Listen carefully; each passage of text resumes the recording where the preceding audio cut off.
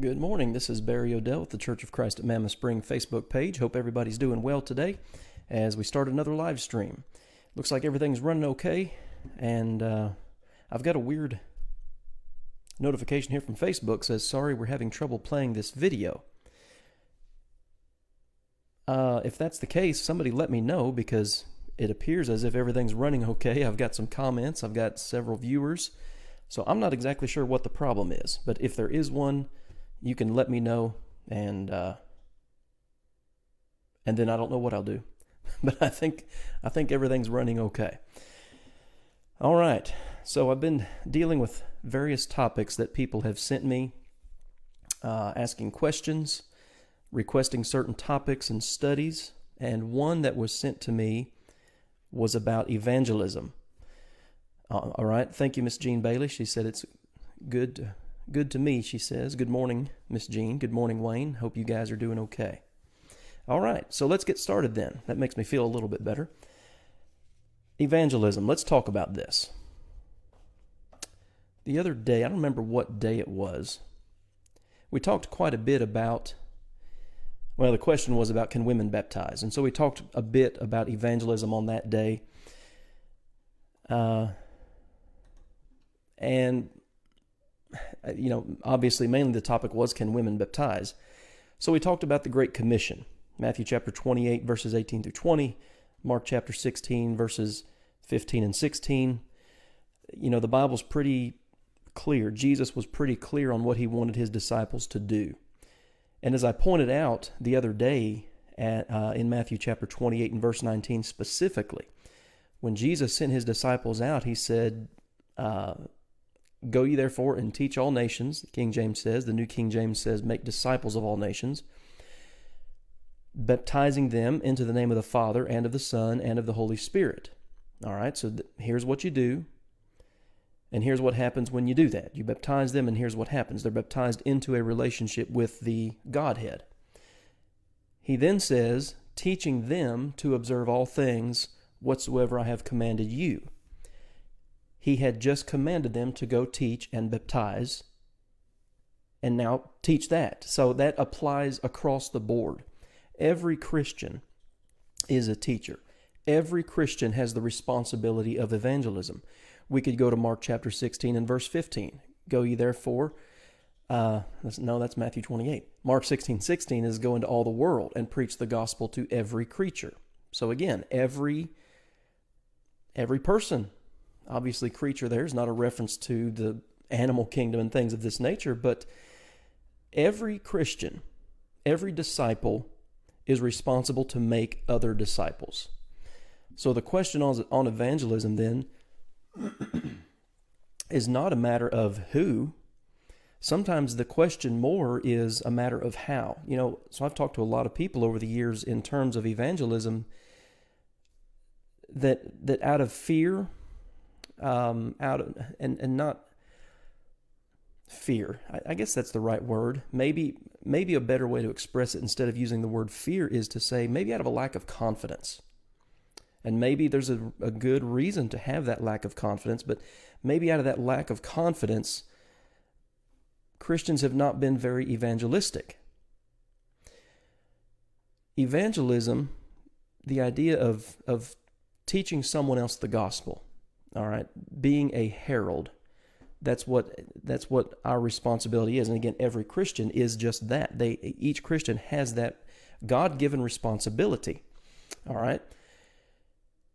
But if we don't prepare for that, if we don't prepare to be evangelistic, if we're not ready to discuss with people, if we don't know God's word enough to logically and intelligently discuss with them the scriptures, then we're going to have that sense of maybe being timid or being afraid. One of the one of the issues that I've run up on over the years is, well, I don't know enough. Or what if somebody asks me a question that I don't know how to answer? There are a lot of things that people will throw out as a justification for not being evangelistic. One of them that I've heard is, believe it or not, that I've actually heard is, well, they know where our building is. Uh, I don't know where to start with the problems on that mindset. They know where our building is. Some people think for some reason that congregating at a building on a Sunday is evangelism, and it's not. The Sunday morning, the worship services of the church are just that. They're for the church. Now, we welcome anybody who wants to come in and be a part of that, but the worship of the church is worship directed to God by God's people. And so what I'm saying is, listen, inviting someone to come to worship and see what it's all about. And we kind of see that come and see principle in John chapter 1. That's not a bad thing.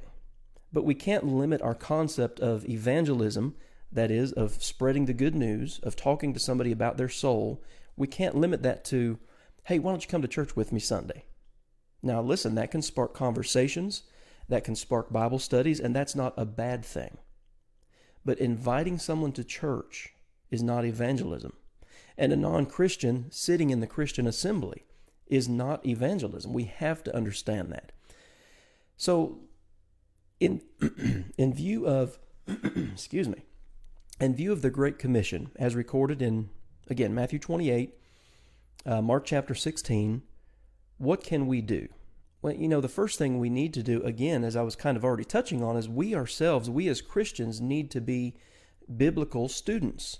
We need to know the Bible well enough. Good morning, Sheila. I see you just joined in. Good morning, Mom. Hope you're doing well and over there in Tennessee.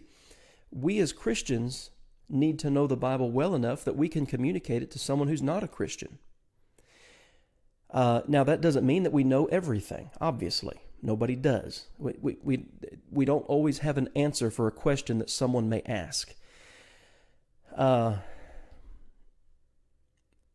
We don't have to have every answer right off the top of our head.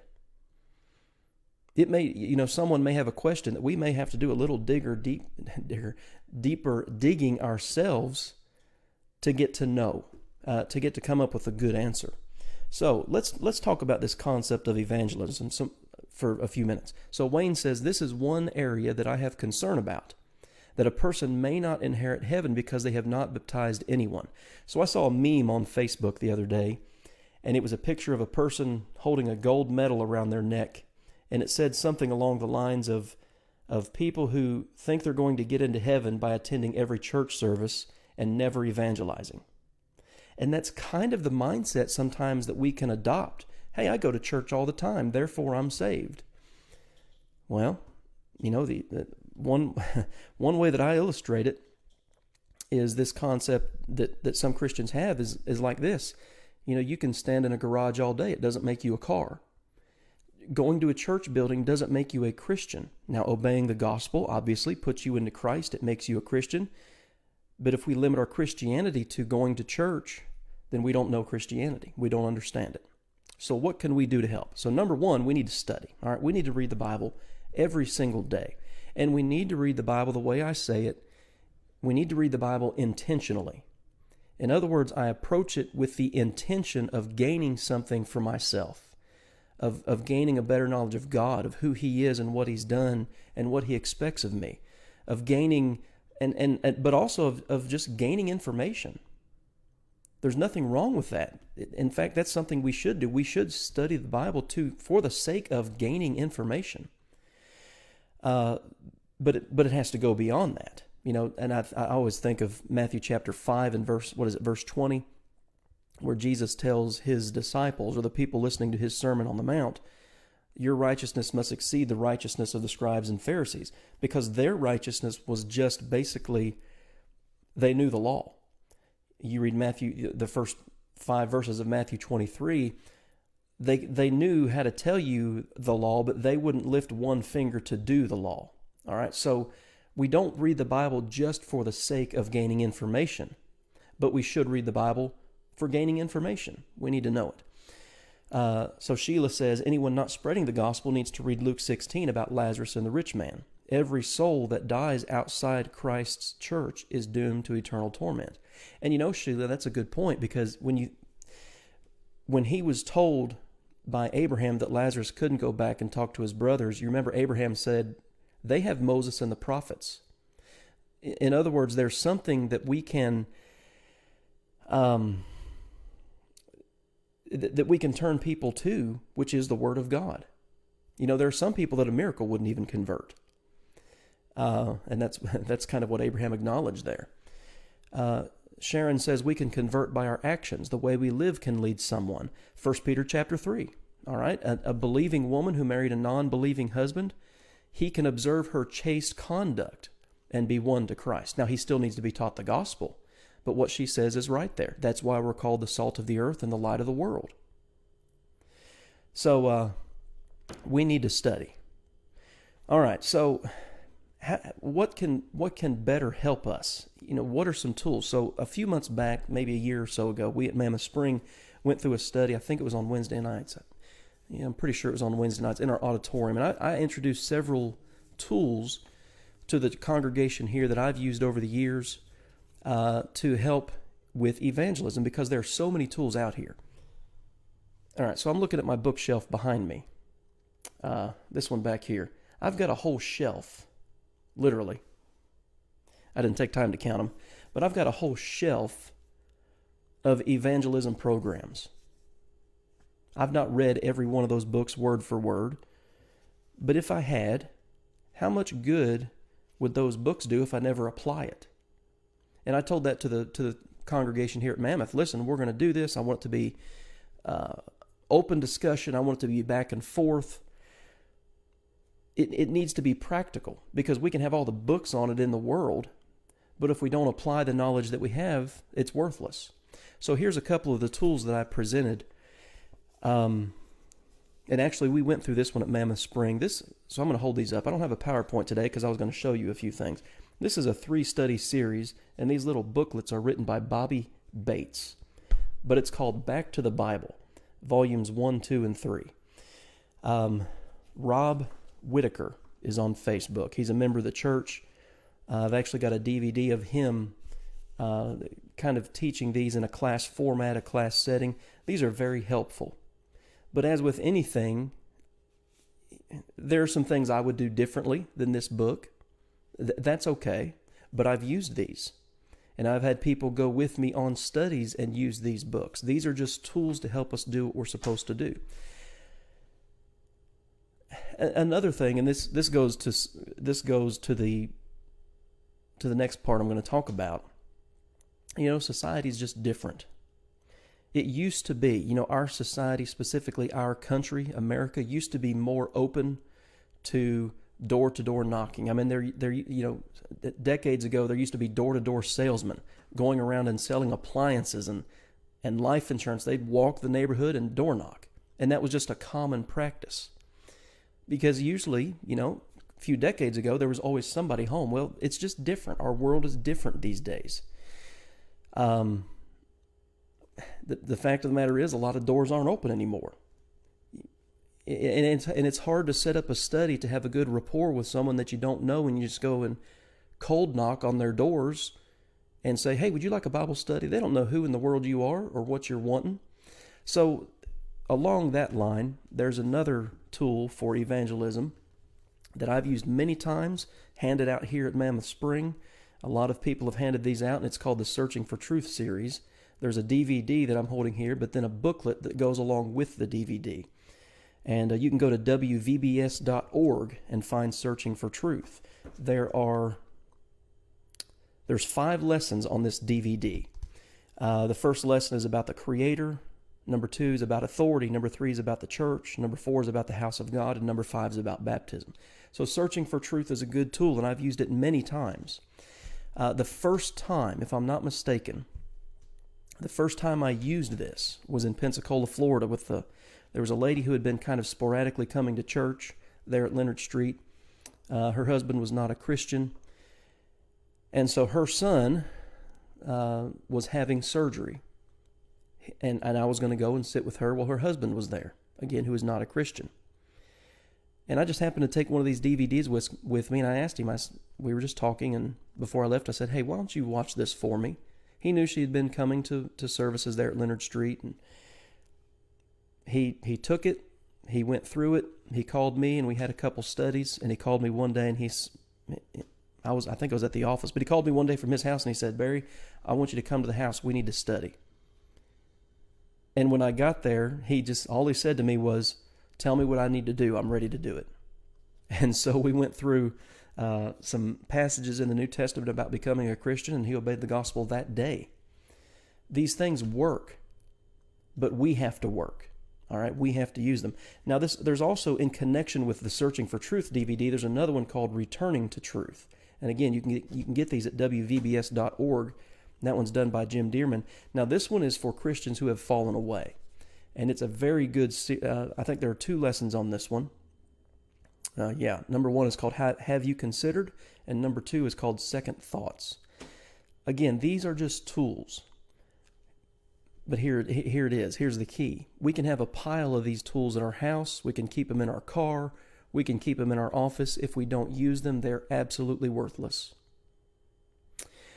Something else, another tool that I've used in terms of evangelism is you can go to searchtv.org, and this is in connection with In Search of the Lord's Way, done by Brother Phil Sanders out in Oklahoma. And in their tabs on that page, there's a resource tab, and you can go in there, and there's a series of studies called Upon This Rock. Brother Sanders wrote this series of studies, and I've known about it for many years. When I was preaching in Middle Tennessee, I took quite a few classes over the years at the Nashville School of Preaching, and Brother Sanders was one of my instructors.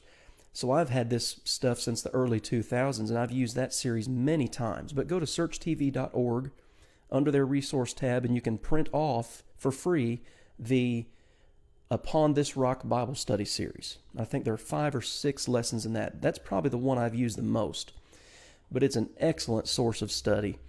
Very basic, just straight from the biblical text, questions and answers. And that's what we need with people.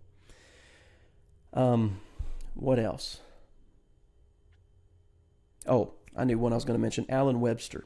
You can go to House to House. I can't remember if it's housetohouse.com or housetohouse.org. Alan Webster has a ton of what can be used either as through the mail correspondence courses or one-on-one across the table Bible studies. The point being, evangelism is commanded, but it's oftentimes not done because we're afraid, or because we might not have an answer, or I don't know how to do it. I've never done it before. I've taken, I don't know how many people with me over the years on Bible studies. So think about what Paul told Timothy in 2 Timothy chapter 2 and verse 2. The things that you have heard from me among many witnesses, the same commit to faithful men who shall be able to teach others also. We've got to teach each other to teach others. And it's just like anything else. If you want to be good at something, you have to do it. And you have to do it more than once. You have to do it often. You have to try. And I think sometimes that's what we're not doing. We're not trying. We're content to sit in our church buildings. Hey, we're meeting the budget. Everybody who's in the directory, they're here today. The church is great. Where's the church going to be in 10 years if we keep that mindset? I mean, let's just be real. That older generation is going to be dead. And we've not replaced them. And I don't mean replace as in we can replace them. You know what I mean? But we're content with the status quo. And I guess a word I would use is complacent. And complacency is a deadly... it kills churches all the time, and it has for years. So I've got some comments going on here. I'm going to notice a couple of these things. Gene Bailey just said, I think if we would personally study how we are comfortable discussing with someone the plan of salvation, we will be more likely to do it. Absolutely. Again, if we don't know the Bible, there is no possible way we can teach it to anybody else. It's just not going to happen. Number one, you won't have the knowledge that you need. Number two, you won't have the confidence you need. And you do need confidence to be able to do it. And I don't mean arrogance or self-righteousness or anything like that, but just like any job that you may have in the world, whatever you do to make your living. If you've done it a long time, you're confident. In other words, you know what you're doing. You may not know everything, but you're confident that you can get the job done. It's the same principle in evangelism. If we're not doing it, we'll never gain that. And evangelism is not limited to a special class within the church. It's not the preacher's job. It's not the elder's job. Every Christian is an evangelist. So let me look at this real quick. Acts chapter 8. The first 3 verses talks about Paul's persecution against the church, and it was very heavy in the city of Jerusalem because that's kind of where the church is centered. It's not really gone outside Jerusalem yet. So the persecution's getting pretty heavy against the church, and they're scattered. He's making havoc of the church, Acts chapter 8 and verse 3. And verse 4 says, "Therefore those who were scattered abroad went everywhere preaching the word." Everybody. Every Christian was taking the word with them wherever they went. And I think sometimes we leave our word in the church building. And we wait for Sunday to roll around, and we wait for Wednesday to roll around, and again, we're just content with the status quo. So, yeah, if we are studying, if we know the Scriptures better, we will be more likely to do it. So, you're absolutely right. Sheila says, we are to plant the seed, God supplies the increase. We must spread the word. Being baptized is the choice of the hearer. So, yeah, somebody else... Let's see, Miss Jean mentioned earlier, Paul did not come to baptize, we are to preach the gospel. That's 1 Corinthians chapter 1 and verse 17. Of course, Paul said that within the context of he didn't want people following him just because he had baptized them.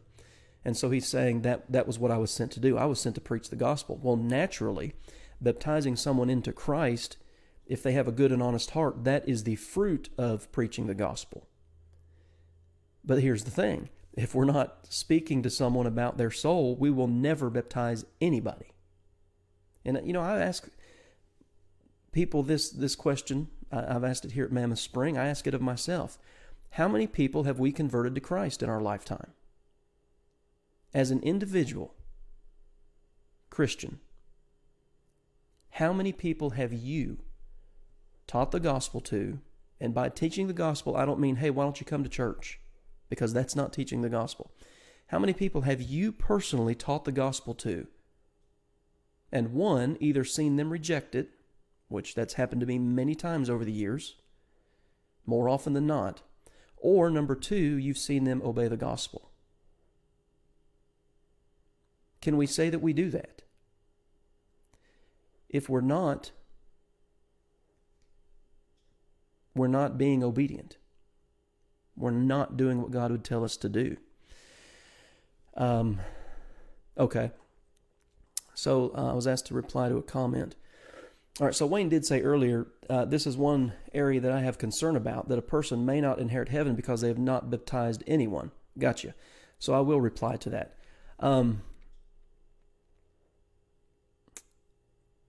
Paul couldn't baptize everyone that he spoke to. People rejected his message. And again, okay, so think about the day of Pentecost, all right? There are estimates that there were at least 1 million people in Jerusalem for the Feast of Pentecost. How many people obeyed the gospel? 3,000, all right? That's Acts chapter 2 and verse 41. The fact of the matter is, we're told, Jesus tells us, the way to destruction is wide, and many there be that go in by it. Matthew 7, 13 and 14. Because straight is the gate and narrow is the way that leads to life, and few there be that find it. My job, the Christian's responsibility, is to teach the gospel. Now, again, part of that is, it's like in the parable of the sower in Luke chapter 8, verses 4 to 15. There are hard hearts. There are hearts that have thorns in them in the sense of the cares and distractions of this world, but then there are good and honest hearts. If I'm not teaching anybody, I will never baptize anybody. Now, I can teach all day long and not baptize anybody. And I've done what I'm supposed to do. So I understand what Wayne was saying. I get it. Because in a sense, it's true. If I never teach, I will never baptize anybody. But here's the flip side of that. I can teach my whole life and maybe not baptize anybody. So I think that's what we're dealing with here. It's not a point of contention. It's just maybe a misunderstanding of the language that's being used. Christ sent me not to baptize, but to preach the gospel. That's not an argument against the necessity of baptism. It's just this was my job, to go and preach. When you look there at Acts chapter 9, when Ananias was talking to Paul about his commission. In fact, I'm in Acts 8, so I'll just go to Acts chapter 9. When Ananias starts speaking to him, let's see, Acts chapter 9 and verse 17. Brother Saul, the Lord Jesus, who appeared to you on the road as you came, has sent me that you may receive your sight and be filled with the Holy Spirit. Of course, you read Acts 22 and you read Acts 26, and there's more to that, but he was called to give testimony. He was called to be a witness, and that's what he did. What resulted in that? People heard and obeyed the gospel. All right. Ephesus, Acts chapter 19. Corinth, Acts chapter 18. Philippi, Acts chapter 16. I mean, example after example. If we're not teaching, we will never baptize. If we are teaching, we may and may not. It's up to the response to the gospel is up to the person who's being presented the gospel. Now, certainly my attitude can turn them off, and I've seen that, and maybe you've seen that too. We need to have the right type of attitude, but your attitude doesn't matter if you're not doing it, if you're not evangelizing in the first place. The Great Commission applies to every Christian. Every Christian. Nobody's exempt from it. I think part of the problem is that we've kind of set up I guess I would use the term, an evangelistic hierarchy within the church. And what I mean by that is members of the church, and I'm trying to be careful how I word this because I don't want to say it incorrectly. I think you know what I mean, but members of the church have this view that the preacher has to do it. That the preacher has to baptize somebody. That the preacher has to teach somebody. And that's just wrong. That's just wrong. We've quite literally fallen into the pastoral system of evangelism. It's the preacher's job. He's the one who does that. Maybe that's why churches of Christ in a lot of places are dying, closing their doors, because nobody's evangelizing. And here's another thought from one of the comments earlier. I'm just scrolling back up here and looking. Let me find it real quick. We can convert by our actions. The way we live can lead someone. So think about this. How many of you have ever heard that statement, I'd rather see a sermon than hear one any day? I get that, but that's a very bad, because it's bad because we've adopted it. I'll just live a good life and everybody around me will become a Christian. No. You can live a good life all day long. If you never teach anybody, if you never verbalize the gospel to anybody and tell them what they must do to be saved, they will not know what to do to be saved. Evangelism has many avenues that we can use, absolutely. There are little things that we can do. There are little things that we can do for evangelism. And we can hand out a business card from the church. We can invite people to services, but don't mistake those things for evangelism. All right, so we've gone for about 30 minutes, and I'm getting a signal here, and this is happening, that I have no live feed, so I don't know why. But anyway, hopefully it'll kick back in. It says we're connecting. Video interrupted. Sorry about that. So what I was saying is I'm getting ready to wrap this up here. Every Christian is an evangelist. And part of the problem that I think sometimes we have is we've relegated that to the preacher. And I think that's why a lot of churches are in the condition they're in. Years ago they were 200 members. Now they're 78, 60. We've got to be teaching. We need to live good lives. We need to set good examples, but that will never replace teaching. We've got to do it. A lot of tools out there. Like I said, visit WVBS.org. Yeah. Searchtv.org. You can get you can get the Upon This Rock. Go to housetohouse.com. There's all kinds of stuff there from house to house, heart to heart. The tools are there. We've got to use them. We've got to be talking to people. All right, guys. That's it for today. I appreciate all the comments and the back and forth. Always enjoy that and appreciate you guys for being on here each day. I'm not going to go live tomorrow. Tomorrow's Friday. It's supposed to be my day off, so I may take somebody up on that. I'm going to come back Monday, and starting on Monday, so there have been a couple different requests for a couple of different studies. And one that I think we're going to start Monday is to talk about this doctrine it's actually been requested of me to do a study on a couple of times, is AD 70. All right? There are people who believe that, now get this, all right, the end of the world, the judgment, and the resurrection all occurred in AD 70.